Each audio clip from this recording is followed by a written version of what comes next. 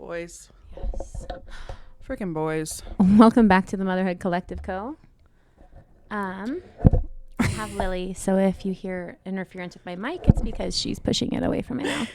It's good you have the mic that doesn't pop off. Yeah. We'd be all over the place. Why did we decide that that's your side? I don't know. I don't know. I don't know. The whole internet doesn't even know that I have a double nose piercing. She's just going to eat the mic. Yeah, can you not? Can you not? Hey, let me have this. I don't know if this is going to work. Brady's trying to mow We the can grass. try it. So Would she fall asleep on him out mowing the grass? I don't know. I feel like that's such a good white noise. I mean, whatever you need to do. Okay. She's eating the mic. Mm-hmm. It's very cute. Mm-hmm. Lily, do you have anything to say about your life right now? You're almost 1 next week.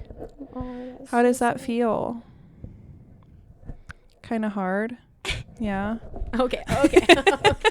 We are gonna pop it off. So if I excuse myself, then it's because I needed to get my daughter into a different room. That's okay.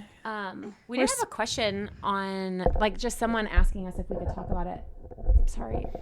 Okay, so Amanda and I have been processing friendship and just community. Obviously, we started this page to have a community. So we were recently kind of talking about, like, we started our book club and we've been doing play dates and we've been trying to be more intentional. And we've talked about this, like, briefly, I think, from time to time on the podcast about just how our generation handles motherhood and friendships and community and commitments. And I feel like it's just a good thing to talk through because Amanda and I have just spent a lot of time, like, talking about it recently. So we were like, why not just continue the conversation on here? And, just kind of, like, have an open dialogue about it. And then, see if we get any questions. In the meantime, we posted, like, a very last minute question box, but Yeah, like 30 minutes ago. Yeah, which is fine. But yeah, I feel like overall our generation becoming moms have been super focused on hyper independence, which is not fine, but fine, aside from the fact that it definitely excludes the way that we were created to live, which is, like, in community. She's not sure about this. I'm at work. I might just keep talking. Yeah. It's okay. I can wait for you.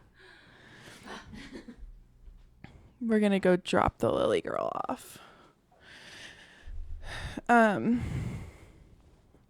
But I just feel like we are meant to live in community. We're meant to have deep, intentional friendships and relationships. And I think one of the biggest things that needs to happen for there to be deep, intentional friendship is for you to show up in the first place.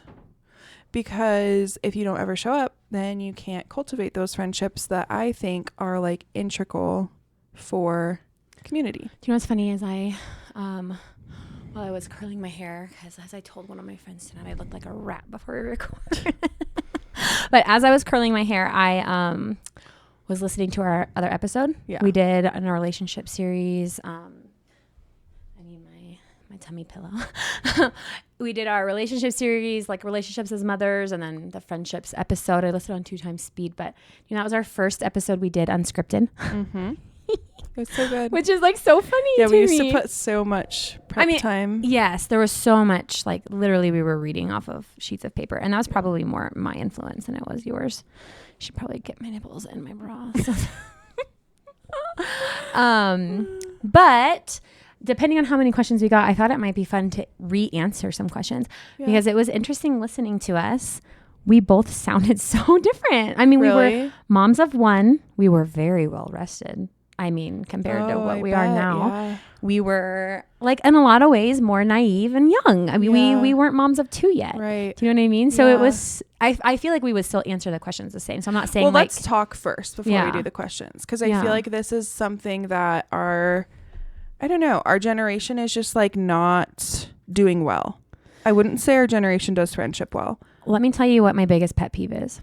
Well, not my biggest pet peeve. A pet peeve I have when it comes to friendships is all of, like, the trend on Instagram where it's like, I need low maintenance friends. Mm-hmm. Like, we don't talk for months and then, I get a text from you and we're still best. Like, is that really the standard we want to set for ourselves? And we sit here and wonder, why we don't have a village when we put zero effort into our friendships, and then we brag about the zero effort we put into our friendships online, saying, I don't want you if you're a high maintenance friend. What's a high maintenance friend? Right. Because to me, like in my friendships, I want someone who like I talk to on more than like a bi-weekly basis. Like I'm not interested in that kind of friendship. I think that the high maintenance thing comes from people A, being lazy, B, being selfish, and C, just feeling like if somebody needs me, I don't like that. Yeah. And where did we come up with that? Because like to be needed is to be known and to be loved and to be in like an intentional friendship. If you don't need each other in a certain kind of way, I think that like our generation was the first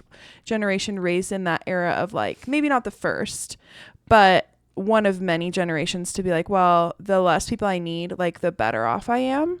Yeah, it's like a like to depend right? and and like look at how amazing I am on my own. But then also it's like to depend on somebody is to be vulnerable because they're also a human being. Yeah. But I just don't think you can have good friendships without some kind of dependence. Like I also think that we are born of a generation that was told they had to work, so like you had to hire out your village. So you didn't need mom friends. Not that you didn't need them, but maybe that wasn't like something that was like so on the forefront of our mind because like you're working full time, your kids in daycare, you have your work friends. Yeah. I think what's hard for me is watching people on social media talk about how lonely they are, how depressed they are, how anxious they are, how whatever it is. Yeah. And all the while, like, there's no like awareness of the antidote to those things. And the antidote to those things is community. Like, I don't care what religion you are involved with, what worldview you come from. Every single thing is going to point you back to community because just as a human being, that's where you're meant to flourish and thrive. Yeah. So if you're sitting at home every day as a stay-at-home mom, losing your mind, and all the while like denying every single play date you're ever invited to, or canceling last minute, or flaking, or not showing up, I'm sorry, you're not helping yourself get out of the hole that you're in. And it's never going to get better if you don't show up to things even when you don't feel like it, you know? Yeah, no. And I'm preaching to the choir because like this is that I used to be this way so much so in college. I feel like our community in college was very much do what you feel like, don't do what you don't feel like doing. It's totally fine. No one's offended kind of mentality. Yeah. So I went into the real world thinking like, oh, well, you do what you want, you don't when you don't, and no one's offended. But that's not how the world operates. And I just think if we're so led by our feelings and only our feelings, they're going to lead us astray because they lie to us. And I think there's something really powerful in showing up even when you don't feel like it. Because I think a lot of times that Satan works in the realm of not wanting you to show up to things that he knows are going to grow you, plant you, root you, and bring you forth further into like the calling God has on your life, which is community and friendship and intentionality and love. And I think that's a muscle too, just like the same way going to the gym when you don't feel like it. Like on those days where I don't feel like working out and I do the crappiest workout ever, I have actually worked out the most important muscle, which is my brain. I have forced myself to do something I didn't want to do, and then I feel great afterwards, even if it wasn't like a super productive workout.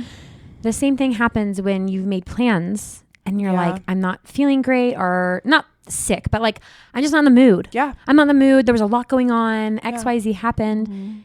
When you exercise that muscle of just going anyways, and then you get all the benefits of talking with your friends and like being in community, it becomes or easier even just easier. Hearing another mom be like, oh, me too. Right. Like at our play date last week. So we started a book club, and I think I've said this, but I decided to make that book club into a play group every week to meet up and just like, I'm like, you know what, I'm doing this anyway. So you guys come or don't come, whatever. But there was a mom last week who was just kind of like open about, hey, I'm like really struggling with naps, like, you know, and just like bouncing ideas off of each other and just being really real. And even just walking away, being able to be like, okay, they do too. That is just that's what community is for. It's just like, we are in this together. We're fighting for each other. We're loving on each other's kids. And I just think that there's something really special about that. And I just, I don't know. I feel sad for our generation missing out on all those things just because we are consumed with our feelings. And once again, I get it. And I was talking to Amanda about this earlier, about how, you know, like we were talking about like when friends flake last minute or when they don't respond or whatever, like how that can be hard not to take personally. And I was just saying, like, I think part of why I don't really take that stuff personally is because I know that when I do that to somebody else, it has nothing to do with them. Like literally nothing to do with them. And I feel horrible, but I also am like, I'm in a place that feels like I have nothing good to give. Like maybe I'm like down in the dumps, or I just got in a fight with someone, or my kids are just like taking a lot out of me that day, or whatever. I like look like crap. It could just be like something like that, like an insecurity that gets in the way of, I don't really feel like showing up because I feel like I have nothing joyful to say. I feel like I have nothing like positive to bring to the table. You know, like I feel like I might be like life sucking to this person. Well, I also think who's the only person that would tell you that you have nothing to bring to the table. Right. Same. Totally. Absolutely. Yeah. But I was just like trying to encourage you because I know because I get offended. It's hard, and it's hard not to. And I think that's part of why I started deleting my texts every night, because I am first of all, the worst texter in the entire world, but then also simultaneously and hypocritically get really upset when people don't respond to me for a long time, because I'm like, did I do something wrong? It's not even like I'm mad at them, but I get in my head of like, did I do something wrong? Is there something wrong with me? I do the same thing. So if I'm the last one to have sent a text, meaning I've replied, I delete it every single night, because I don't want to have a running checklist of who didn't text me back, because it consumes my mind, you know? So, and it helps me keep track of who I still need to text back. Yeah. But I don't know. Yeah. But you have a hard time with that. I do. I have like, and I think also like you have to know and understand, if you want to make friends, that everybody has a whole different life story, different triggers, different traumas, different things that make them tick and make them upset. And for me, like my mom has bipolar depression, and you know, growing up with a mom who's mentally ill, doctors didn't like try to help her. They just drugged her basically so that she wouldn't try to commit suicide again, because that was kind of like a frequent thing in my household, was my mom wanting to do that. So they were like, well, let's just make you sleep all the time. That was literally the medicine that they gave her. And so she would constantly get in these moods where she's like, she gets this little blip of like feeling energy in the day. It wasn't a lot. And then she would make all these plans. Manic. Yeah. She would make all these plans with my sister and I, and we would get so excited. And it wasn't until I was like 12, 13 where I started to realize, oh, mom says that. Oh, mom says that. We don't do it. Mom says it. And so I have this, like, if I tell my child we're doing something, I don't care if I'm like throwing up, we're doing it. You know what I mean? Like, I'm to a fault, like I am sticking to the plans that I made. Yeah. But I think you need to be aware of that when you're trying to make mom friends, that they have a totally different backstory than you. So you might not know, like, why does she get offended if I don't text back? Why does she get offended if I didn't show up to the thing she asked me to come to? You know, it's because of my trauma, like of my childhood. Yeah. Yeah. And that's like 50-50. Like it's 50% like you taking that on and taking that to the situation and being like, okay, I know that a lot of this is me. Yes. But then totally aware, logically understanding, like this is, I've done the therapy. This is not a realistic, this isn't reality. This is my brain. Totally aware of that. But also the friends that come into your life need to be aware of that and care enough to meet you where you're at. And I think that like, even today when we were talking and we were kind of like processing some sadness from like different situations in our lives. And I had kind of said like, okay, I think like we both have people we need to be like, hey, what's going on? Or, you know, I'm so encouraging of confronting things, and not in the sense of like, let's fight. Start a no, fight. It's not an argument thing. It's like, just instead of giving the devil a foothold in our brains to just sit there and fester on like what could be, what might be, what should be, whatever, fill in all of those gaps.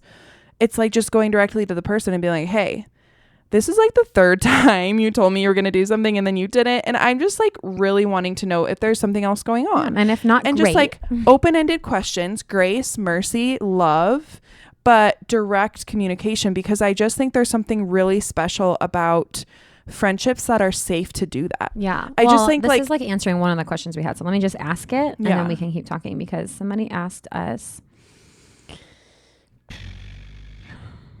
Oh, we got more. Oh, we got a lot. Oh. We got a lot more.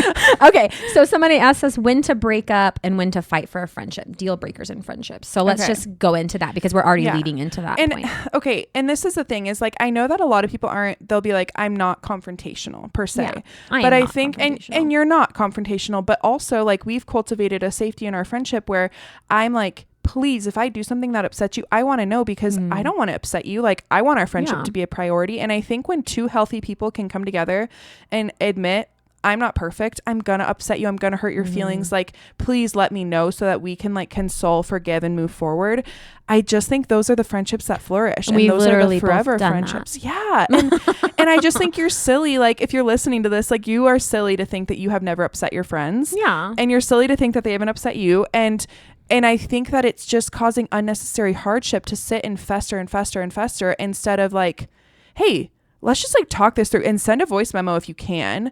If you can meet up, even better. If you can have a phone call, even better. But like, I just think it's processing that in a way that you feel comfortable to just voice things. And this is the kicker, if they cannot and will not meet you in that place, say they run away or they shame you or they get sarcastic or gaslighty or whatever, manipulative, then maybe that's an indicator of like, you know what, this isn't going to work out. Yeah, that's the indicator of this friendship is time to break up. Yeah. I would say like, I've had a lot. I mean, everybody has had a lot. You go through different phases of life and I feel like friends come and go depending on your needs in that moment. And that's just what it is.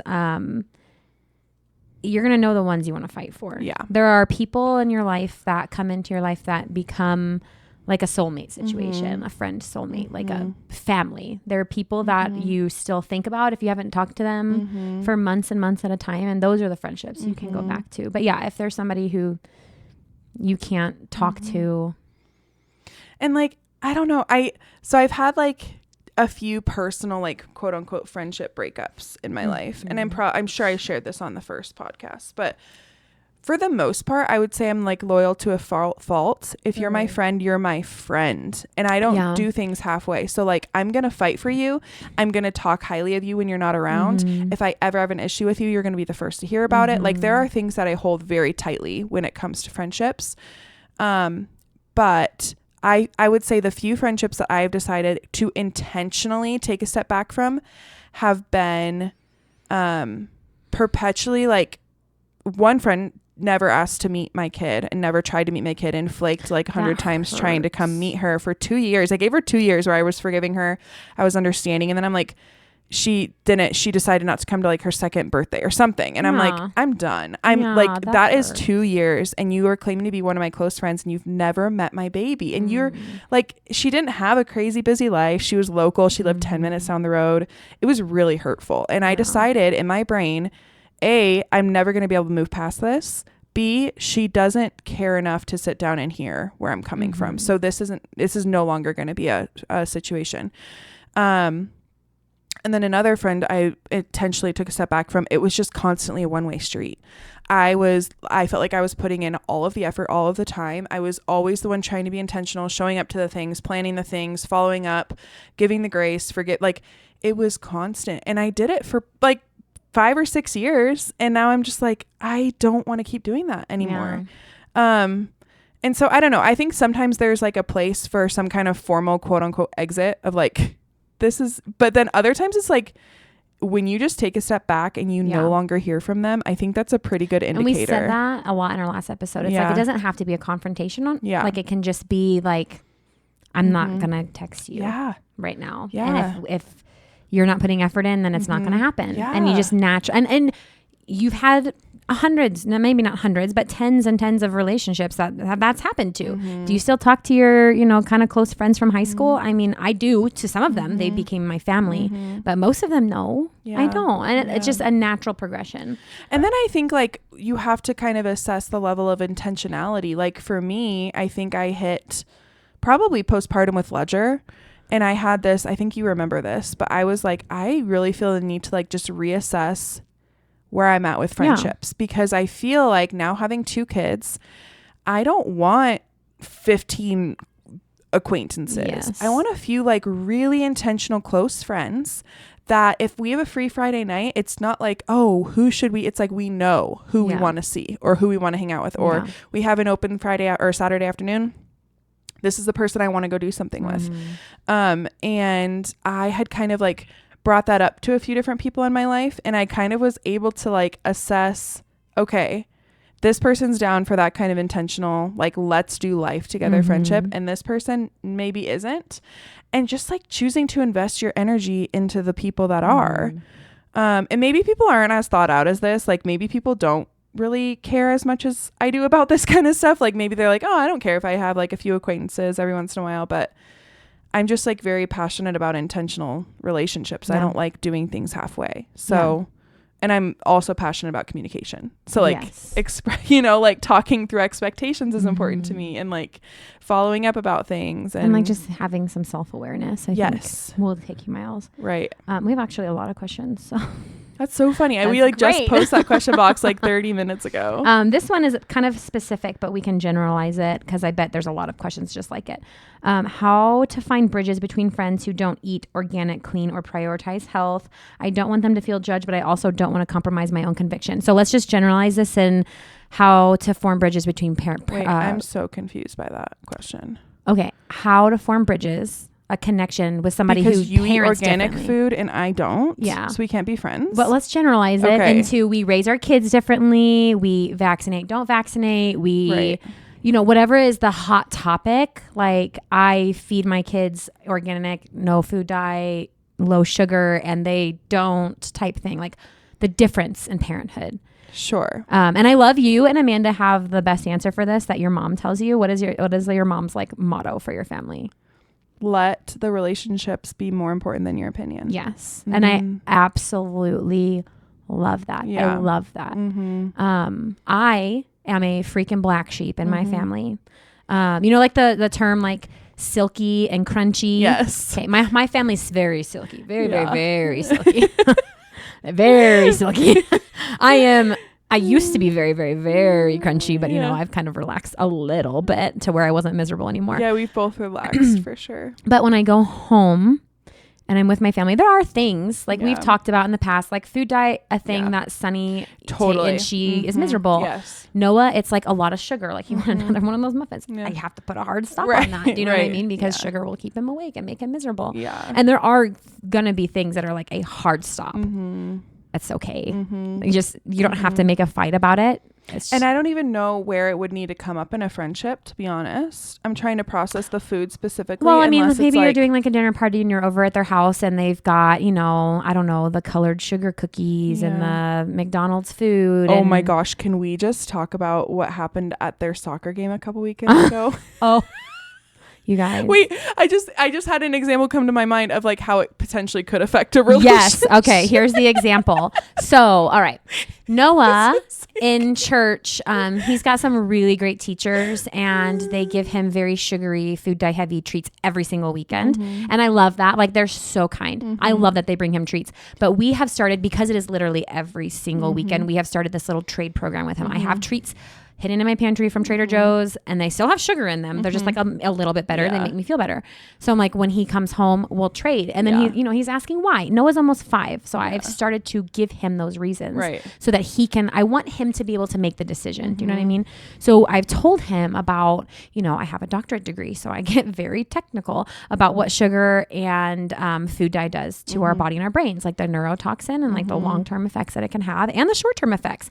Because up until now, we've only said things like protein gives you muscles, orange food makes you see better, sugar just tastes good. It doesn't have any other.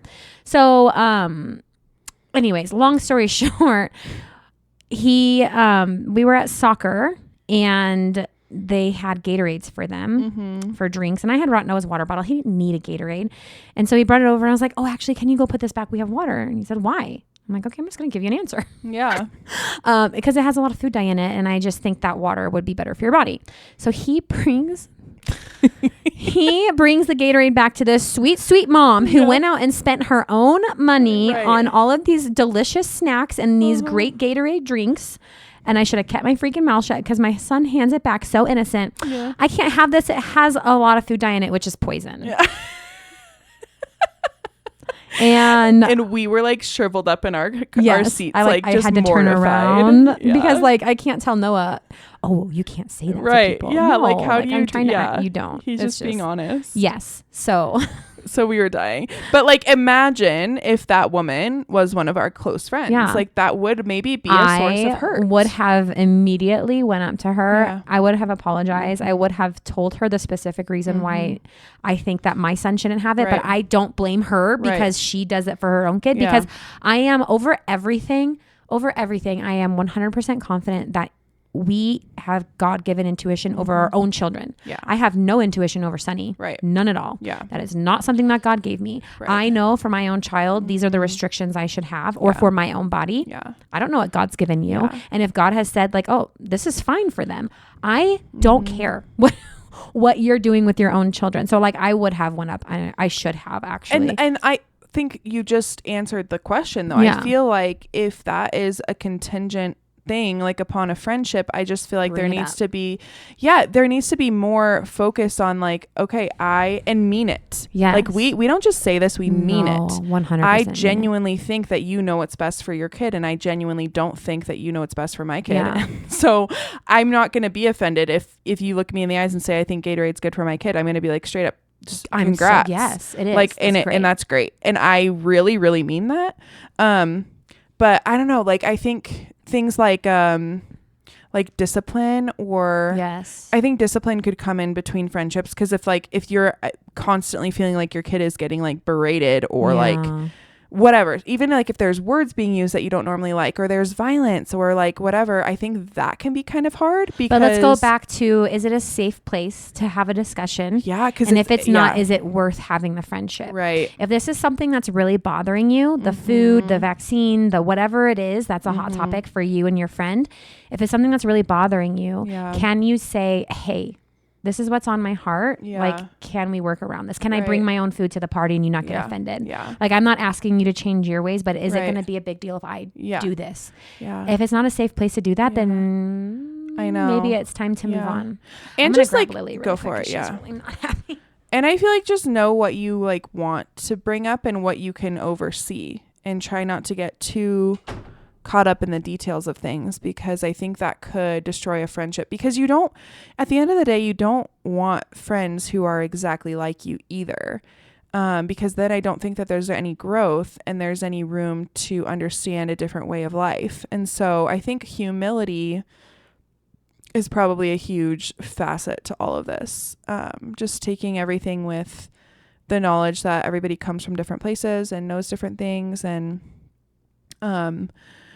yeah, I guess I don't see that personally for me being a barrier. I like to surround myself with people of different understandings and beliefs and outlooks on things, because I think that A, speaks to your security in your own beliefs, but B, also helps strengthen your understanding for why other people do the things they do.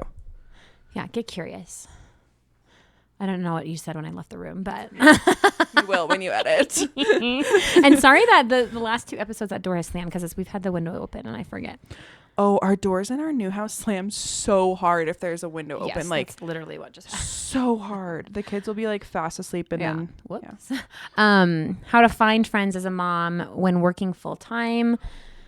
No time for weekly play park dates.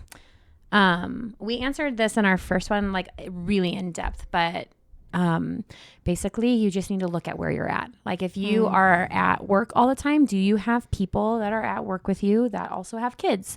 If you go to the gym every morning, is there like a class you could join, a yoga class maybe, or like you were talking about a workout class that you bring your baby and push them in their stroller. Like, it's called Fit for Moms. I think there's actually a lot of different locations for it. I'm going to try it tomorrow morning. Yeah. If, like potentially by myself, unless you're still going to come. I don't know. But like if you're at church, Are there kids your age at church? If your kid's in school, like obviously if you're working full time, your kid is somewhere. Are they at a daycare?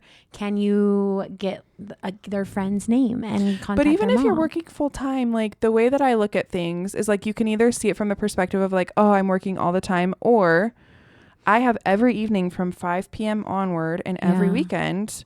And if community is a priority to you, then every single night when you get home, whether it's like with your kids or whatever, like ask a neighbor to go on a walk with you that you've been wanting to talk with, or, you know, FaceTime your sister while you take your makeup off at the end of the day. Or I don't know. I just like you're making dinner. Maybe your friend is making dinner too, and you guys could FaceTime, or maybe they could come over and make dinner and you guys could, you know, like. We said this a lot in our first episode. It's you have to put yourself out there. As a mom, making friends is not easy. You could fill every second of your day with your kids, especially if you're working full time. I can imagine that would be so hard. Yeah. But what you have to do is you have to put yourself out there. You have to ask somebody to hang out. You have to be willing to be rejected. It's just like dating. You're dating moms. Go on a speed date. See if it's a good fit. Start a book club. Like that's once a month on a Saturday morning, and those girls we've already become friends with them. So I don't know. I feel like you have to plan something and make it. But again, you have to be open. But you'll find your people. You have to stretch your comfort zone. Yeah. As a mom, especially because like I feel like friendships happen really organically when you grow up because like you're in the same class or you're working your first job and you're, you know, you have things to like bond over and you're in the right place. Yeah. When you're a mom, you're not really in the right place. Yeah. And I know a lot of MOPS programs that meet in the evenings. Yeah. There's working moms MOPS. Yeah. So they meet on Saturdays or on like a weeknight. Join a Facebook page, like the Moms of Parker Facebook page. There are people on there all the time. Like my kid is this old and he enjoys these things. Would anybody be willing to meet up for a play date? And that's a date. You're going on a date with a mom. You're going to see if it's a good fit. Maybe it is, maybe it's not, but you just got to put yourself out there. Yeah. And we talk for actually a very long time about that in our first episode. And we just went to dinner one night without our kids when we first hung out. You know what's funny was this is episode 16 that I keep referring to. What's 16, funny? That's so long ago. I know, so long ago. What's funny is that when we answered this question, the majority of our answer was like, yeah, we don't really do play dates because at the time we didn't. Because like you can't talk when you've got your toddler, and now we're like every week we meet up on a play date. Things have changed. We're like, we need friends who like don't want to just hang out with their kids all the time. That's so funny. You know, I still don't like love play dates because you can't finish a conversation. You can't feel, but I also feel like I'm not my best self at a play date as far as like to my kids because I'm so like I think I lost Noah like 4 times today. Yeah, today at the splash pad, I'm like sitting there trying to make sure Ledger like because he's still in that phase where sometimes he'll randomly throw himself backwards and like smack his head. And he did that at one point, and I'm like standing up to try to get Sonny a snack, and then Ledger falls and smacks his head, and then I'm going to console him, and then all of a sudden she's over like talking to a stranger on the bench, and then I'm like trying to be present with the people that I invited on this play date. And I feel like sometimes I end up losing my cool on Sonny a little bit more than I normally would. Well, yeah, you can't give 100% of yourself either way. No, so like somebody's in all sorts of directions. Yeah. So it is hard. And I would say like we became friends over dinner dates, and there were no kids. Yeah, we met up a couple times with Sonny and Noah, but they were kind of at an age where like, you know, Noah was in his no share phase. Sonny was like 2. So she wasn't even like playing with kids yet. Right. You know what I mean? She was just playing while kids were around. So, and I also still like really don't like to do play dates during the winter and the fall, like depending on if there's like a bunch of cold and sickness germs. I'm not a huge fan of that. And I will always harp on the fact that I think that prioritizing friendships outside of just play dates is a really, really important thing. I think it's how you build a foundation of like a true friendship. Yes. Our foundation is built on we get together every single week and we have this conversation just like we're having right now. And we send voice memos back and forth all day long. Yeah. And we haven't in a while because we just had babies. We can't really leave them. We're getting to the point where I think we can, but we built a foundation on going out to dinner on a Friday night. I know. I think that like having rhythms and routine is really helpful too. And just that expectation. But let me get to the next one. How to include friends in your life who are single or married without kids. I still have a good chunk of people in my life that are not married or are getting married this year, and a lot of people who don't have kids. And it's like twofold. sometimes I get really sad because I feel like people who don't have kids don't understand the importance of having kids. They can't. Yeah, you can't. And so sometimes I'm like, to. oh, like I wish so-and-so cared about my kids more or checked in more. And they probably think that they do. And they probably think like, well, I wish I still had my friend. Yeah. Because like the truth is things do change. Mm-hmm. And I think in both scenarios, you know, you miss like what used to be, but then also you're so happy with what is. It's a weird dichotomy, and I think this is where the ebb and flow of friendship comes along, because there's friends that I like drifted apart from for a season, and then they had a baby, and then we come right back together. Or and maybe you drift when apart, and when your baby's a little bit more independent, you can come back Mm-hmm. together. I think grace and understanding, like if you're the single person in a friendship with people with kids, I would just like really tread lightly. True. You're not. You're definitely not listening to this podcast, but we can. I would just like really tread lightly over like the perception of like what your friend who has kids might be like. They don't not want to be your friend anymore. I think that different phases of life just call upon different kinds of friends, and it doesn't mean things have to end, but it's gonna change. I catch myself sometimes hanging out with people who don't have kids, and I just like can't shut up about my kids. And then I'm like, oh, they probably don't care about this. You know, like I was at a bachelorette like a few weekends ago, and I was the only one there with kids. Oh, and two, not to mention. And I'm just like sitting there talking about how much I love being a mom, and I'll always talk about that. Yeah. But I'm like, read the room. Like nobody's a mom here. You know, like I don't know. Your life changes, so your friends so that's hard too. But I think if you really do want to keep that friendship, you really do want to invest in it, then you just got to get curious about their life, because I think it's easy to relate to people that are the same as you because you know what their life is about. I know what you want to talk about because I want to talk about the same thing. Yeah. But ask questions, get curious about what they're doing. And then I think like it's really patronizing to like, oh, you're not mature yet because you don't have kids. Or like so annoying to think that somebody doesn't have, because like, dive back into like what it was like when you were planning your wedding, and dive back into what it was like when you were, you know, single and dating, and try to just like get excited with them and kind of meet them where they're at. Yeah. Because they can't meet you where you're at. Yeah. They can't. But it's just straight up, if I'm to be so honest though, it's not going to be your most in-depth friendship. No. I just don't know how it could be. Like I even feel like some of my friends who are just now getting married, our friendship is going to deepen because now we can relate on a marital level. Exactly. Whereas before you could like, it's kind of like, have you heard that analogy of like unlocking different levels of Target? Yeah. Or it's like, oh, now I had a baby, I can unlock this level. Yeah. Now I have a kitchen or a house and I can unlock. And I feel like that's kind of friendship too, like to look at it that way of, you're not going to not be friends, but every time you kind of click on a new level, it's just going to like deepen and deepen. Yeah, I agree. And be exciting. I agree. Don't push them off just because they don't have kids. How to not feel awkward being the one inviting others. You got to get over it. This was me. I was like, I always, because I think I very easily feel rejected. I know that about myself now, so I can logically talk myself out of that. So being the one to invite people was like terrifying for me.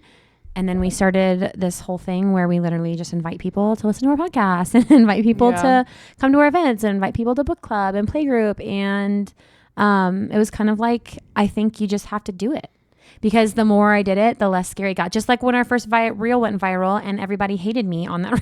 Not everybody. The 10% of people hated me on that reel. Like, and then after that, didn't bother me. So it's just like exposure therapy. Yeah. Just start inviting people, and you're going to find the people that are worth inviting. You're going to notice the people it's hard that don't not to come. feel rejected. Like I wouldn't say I'm the best at like being the initiator of things, because I do get in my head a little bit, but and like maybe start with like groups. Like if inviting one person is like too intimidating, then like find a way to invite like a whole group of people to do something. And I don't know. But it is also hard to always be, I was saying this to Jesse the other day. I feel like in my life, there's been a theme where I have felt like I care more about my friends than they care about me. And that has happened in so many different friendships. And then that's hard. Try to find the people that make you feel like you're cared about. Yeah. Do you know what I mean? Like, don't keep just inviting people and they keep rejecting you. I think you can, it's totally fair to protect your heart. Yeah.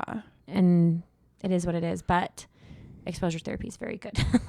You're spiking her hair up and it's so cute. I know, it's kind of oily. She's kind of sweaty. She's just teething again. We had like a 3-day break, and now It's literally Ledger too, on the same exact so path. sad.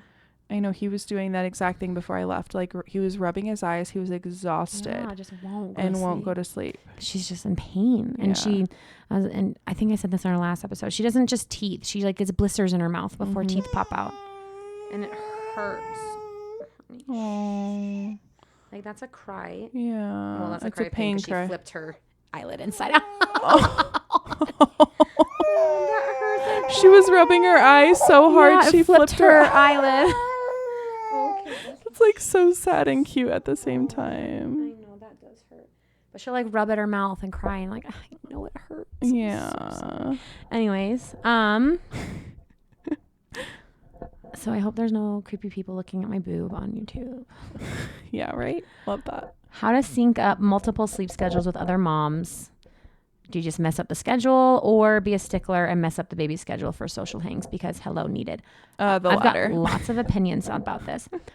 As a first time mom, me, and I don't know if this was a change in myself or if just because I have 2 different kids. So the last thing I want to do is tell you what I do for Lily, and then like somebody who's in my position, like I was with Noah, hear this and say, well, just generalize then. Like what, like without your personal experience attached, like how to answer that question in the way that's like, I think you just do what you need. Yeah, I do. I think that if you are so desperately like your mental health matters, the way you show up in motherhood matters. I don't care how old your baby is. If you missing a play date that's at a set time is going to affect you mentally to where you're not going to be able to show up, then you go. Yeah. You go and you hope your baby sleeps on the way. You put them in the wrap. If your baby not sleeping messes with your mental health more than missing the play date, you sit at home. That's a really good way to put it. And you let your baby sleep. And it's a season and it will end. I pinky promise you it will end because I did it with my first. I'm choosing to not do that with Lily, but that's just because Lily's a solid freaking napper. She literally napped at the pool 2 hours the other day. Yeah, just in her stroller. I have quite literally never once thought about a sleep schedule or my plans affected by it. I will be at whatever I want to be at, and they will first rally. time mommy would never. If you hear something, Lily is playing with a microphone. It's very cute. It's like what Ledger does too. He just likes to fiddle with his hands while he's nursing. But I think Amanda nailed that one on the head. That's exactly the advice that I'd be giving. And I just, for the person who's afraid of messing up their kid's sleep schedule, there's actually so much freedom on the other end of that. If it feels more restrictive than it does like beneficial, then I would just like encourage you to just break free of that and see how it goes. Yeah. Because I don't know, we talked about this a few weeks ago, but I'm like more in the camp of we train our kids to be what they are in the realm of sleep more than the opposite. You know what I mean? Yeah. And I also think, sorry. That sounded like it was like a reference to sleep training. It wasn't. I'm saying like no. We kind of are the ones who just determine how high needs sleeping, like how many needs our kids need to sleep. Is that yes, I agree. How many eggs are you putting in the basket? Yeah. But that is like if you hire a sleep consultant, that is like a tool. Is she turning that? Gosh. Okay. I should probably get her to stop. That is a tool. She just kicked it right in my face. That is a tool that sleep consultants will give you, and it's a great tool. Put a lot of eggs in the basket, so when you pull out co-sleeping, when you pull out breastfeeding, when you pull out the one thing that you're needing to pull out, you still have all these other eggs. So that one egg could be blackout windows, one egg could be the sound machine, one egg could be the 2 books, and then the scratch, and then the song. You know what I mean? So a lot of sleep consultants will teach you like to layer it so that you can take something out, and that's okay. And again, if that's this. If that's the season you're in, it will end. This mom's baby probably, because she's younger than Lee, is still on 2 naps. Your world's going to open up a lot more when your baby goes down to 1 nap. So it's really a short season and you will be okay. Hinky promise. Honey, you're like breaking the mic. I don't know what to tell you. Okay, let me get to the next one. No question. Just thank you for creating this space for all of us. Yay. You're so welcome. How do you do it? We talked about that. I'm 24 and have 2. I don't know why you needed to tell us your age, but that's funny. No one. Oh, okay. This is why she needed to tell us her age. No one my age has kids, and I often feel looked down on or babied. So she's 24. She has 2 kids, and no one her age has kids. Start making some older mama friends. Yeah. I feel like everybody who has kids for me is younger, because I didn't have kids until I was older. And Lily, I was 30. Was I 31? No, I was 30. I was almost 31 when I had Lily. And so I feel like all of the mama friends that I have that have babies her age are younger than me. And I don't think that's a big deal. I just don't think that matters at all. I just feel like it is hard. Like if your group of friends, like we were just talking about, like if already your college friends, all of the people you're close to don't have kids, that's hard. So maybe it's like the question should be, everyone in my circle doesn't have kids. What do I do? You make mom friends. Yeah. You can still have those old friends. Not saying that those friendships aren't valuable. No. But you do need friendships in your life of people that can actually meet you where you're at. I agree. And that, they can relate to you. Feeling like you can't be yourself / will offend someone, but want to be friends still. We talked about that, right? Feeling like you can't be yourself. I don't. I mean, I would just never. offending people, and I'm sorry if I'm like so blunt that it's annoying on our podcast sometimes, but like just don't live your life ever in a way that you're not being yourself, and then you won't ever have to feel like you need to undo that. Like, just show up as exactly who you are and who God created you to be. Be on, like, confident in that. Own it, and they can decide if that's somebody they want in their life or not. Yeah, and I mean, like if it's something. I'm trying to think of like what I would do to offend somebody. Actually, I think I offend people a lot. I think I just I feel that way. But again, we're going back to like my own insecurities. Yeah. Sometimes I feel like I speak bluntly, or I get very passionate about something and I don't realize it will offend somebody. So when I'm talking about it, maybe. You know what my dad says? He says that somebody looking to be offended will always find a reason to be offended. That's so true. Like, you're either somebody that's easily offendable or you're not. And if you are looking for, that's what he says. If you're looking for a reason to be offended, you will always find a reason to be offended. So true. So don't. But if you just make up your mind to not be offended about things, then you really just have to, like, I don't know. I just like that because it's more so put on the person that's taking offense. Than it is about. I don't know that, like. I don't know. We're not going to be everybody's cup of tea. That's just not possible. We're always going to have to end up saying something that's like not going to fit the bill for a lot of different people. And that's honestly why it's so hard and vulnerable to have a podcast. Can I just say, because I don't know who's listening to this right now. We're talking to each other, and we are safe places for each other. And I don't know who's listening to this, and I don't know if I see you tomorrow if you listen to this, or if we go on a play date in a few weeks and you listen to this, and I said something that upset you, and you're carrying that with you. Yeah. And we're not in the place where you could bring it up to me. Like, it is very vulnerable and hard to have a podcast, and so I just want you guys to be reminded of that. Like, you're walking around pretty much with your heart on your sleeve and all this stuff just out there, and you have no clue who knows what about your life and how they're internalizing it. And it's the opposite of how I live my life in any capacity. Like, I'm such a private person, so this is like very hard for me sometimes. And then, you don't know who internalizes that. Like, so we could have a friend distance themselves from us simply because of a conversation we had, and we would never even know. Yeah. And so that is a lot. Yeah. That can be, that's a tricky thing for sure. And the more confident you are, the more friends you're going to attract, because I think that people really appreciate somebody who knows who they are. So don't try to like fit the bill for everybody and try to morph into what everybody would like. Just be who you are. It's a good example for your kids too. How do you meet people? It's hard putting yourself out there. I think we've covered that. Finding time to do stuff with friends when you don't love leaving baby in hubs. And your hubs works a lot. Do you know, we had a friend say something at our book club that I really, really liked. She said, I'm no longer saying I didn't have time for that today. Yeah. She said, I'm going to start saying I didn't make time for that today. Because we all have the same 24 hours given to us each day. And you are going to give time to what you prioritize. Sometimes, frankly, having my house cleaned up or getting the laundry done, I prioritize over my own children. And that's what it is. I made time for the laundry, didn't make time to play games with my son. That's sad. Don't love that about myself, but that's sometimes the problem.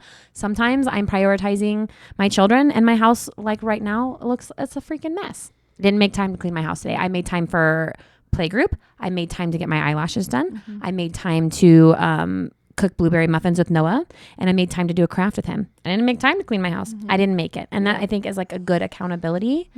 My husband also works a lot.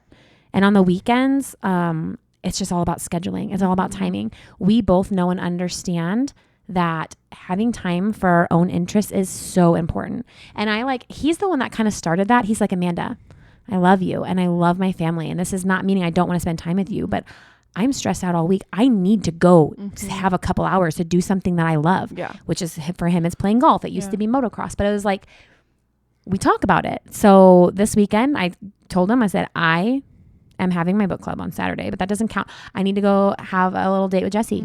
I need to make time for it. And I don't get pushback from that, but it comes down to planning because like, are you guys sleeping in on a Saturday morning instead of waking up to spend time together? Can you make room and can you make the time you have together count? Or are you like on your phone and the day gets away from you? Can you plan a trip to the zoo so you're like totally in it with your family? I don't know.